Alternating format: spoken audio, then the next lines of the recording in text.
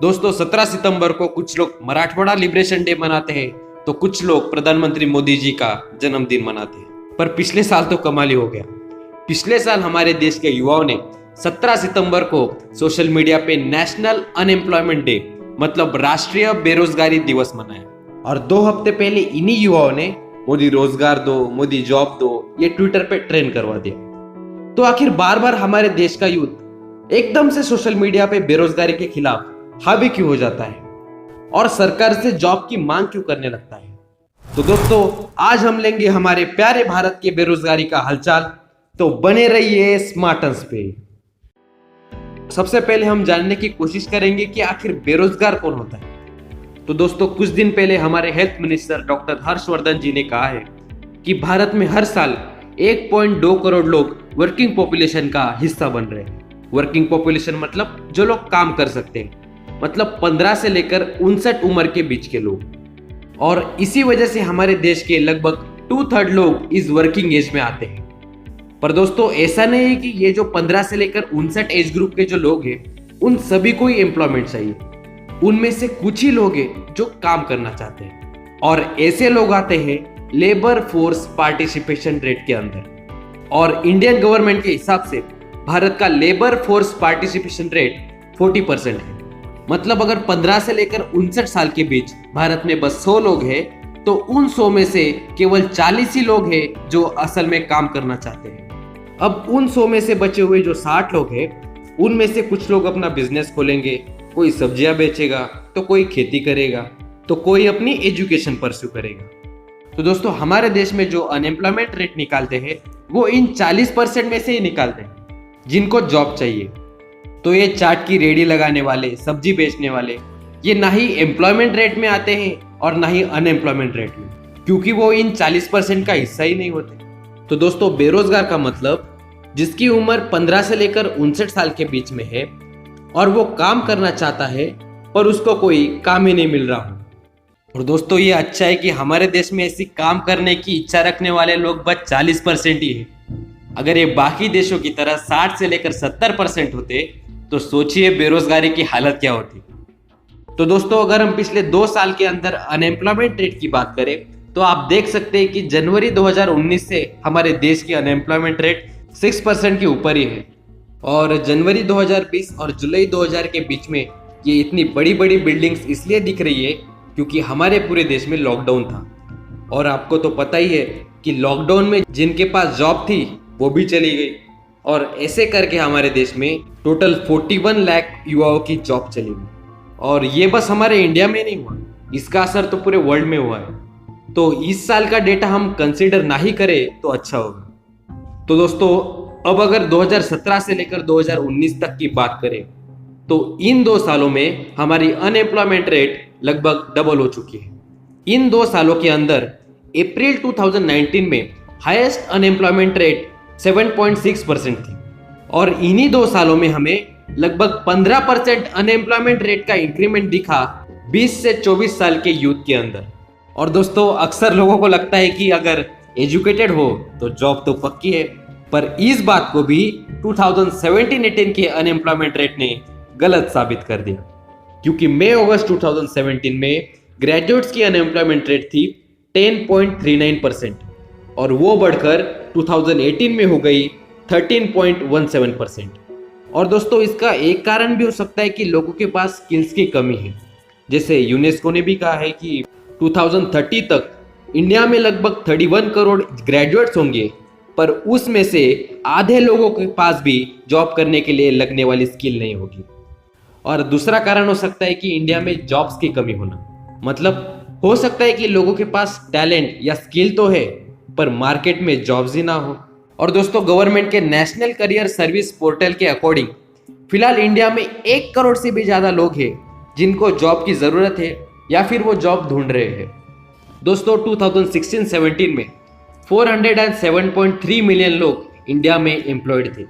फिर 2017-18 में एम्प्लॉयमेंट बढ़ने की बजाय गिर गई और 2017-18 में टोटल 405.9 मिलियन लोग एम्प्लॉयड थे। और 2018-19 में भी वही हुआ जो अब तक होता आ रहा था। इंडिया में एम्प्लॉयज की संख्या गिरकर 400.9 मिलियन हो गई तो जाहिर सी बात है, अगर हर साल एम्प्लॉयज की संख्या भारत में गिरती जाएगी तो बेरोजगारी तो बढ़ेगी।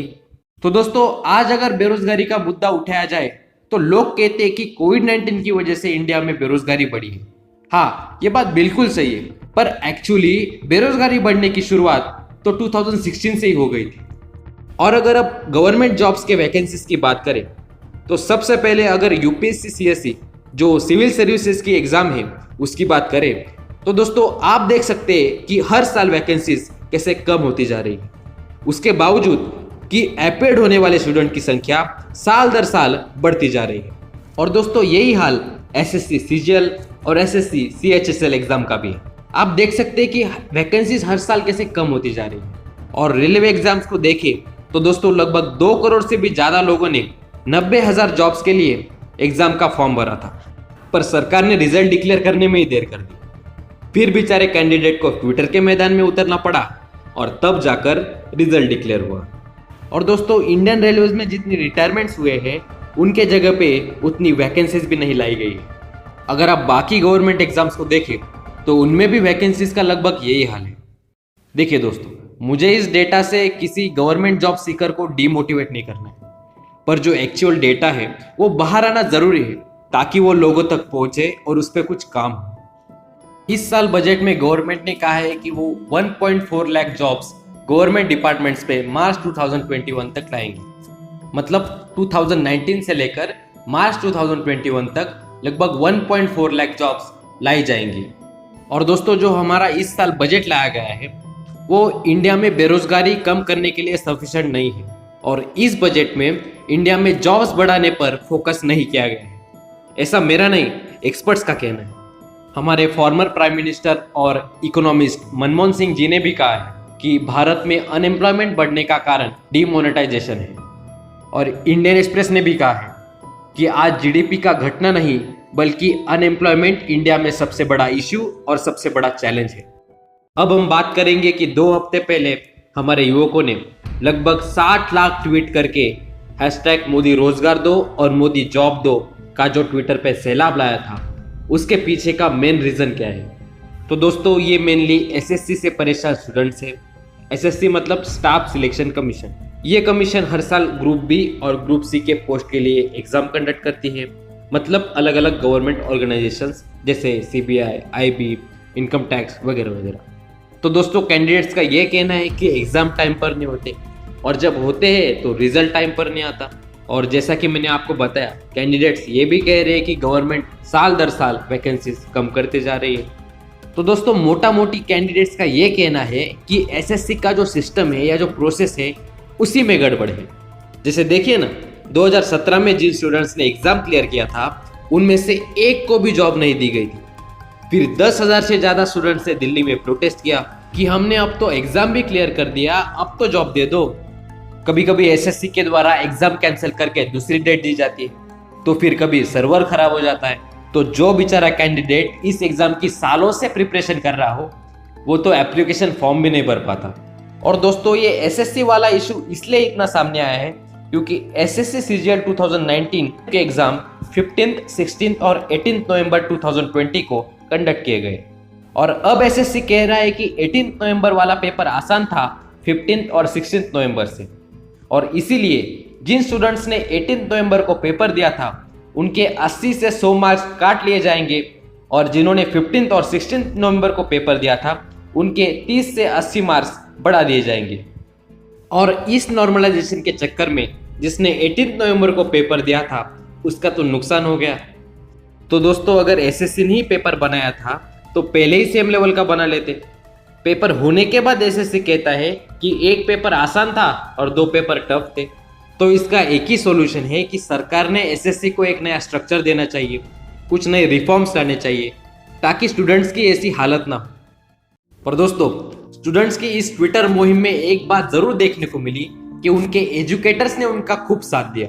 एक टीचर ने तो कब और कौन सा ट्वीट करना है वो तक सिस्टमेटिकली बता दिया। और दोस्तों जैसा कि आपको पता होगा कि आजकल इस तरीके की चीजों को टूल किट कहा जाता है, तो दुआ करते हैं कि इनके घर पे किसी की रेड ना पड़े। लगता है कुछ हद तक हमारे देश का नौजवान अपने हक के लिए आवाज तो उठा रहा है, पर क्या बस ट्विटर पर ट्रेंड करवा देने से कुछ फर्क पड़ेगा? पर यह बेचारा कर भी क्या सकता है, पहले ही बेरोजगार है, नौकरी नहीं है। अगर किसानों की तरह प्रोटेस्ट करने बैठ गया तो नौकरी कहां से ढूंढेगा? और मान लो अगर प्रोटेस्ट कर भी लिया तो फिलहाल जो देश में ट्रेंड चल रहा है उस हिसाब से तो जेल भी हो सकती है। तो इसी वजह से वो सबसे आसान और सेफेस्ट तरीका अपनाता है, जो है सोशल मीडिया का यूज करके अपनी बात रखना। तो दोस्तों, अगर आपको वीडियो पसंद आई हो तो लाइक और सब्सक्राइब जरूर कर देना। तो इसी के साथ मिलते हैं अगली वीडियो में। जय हिंद।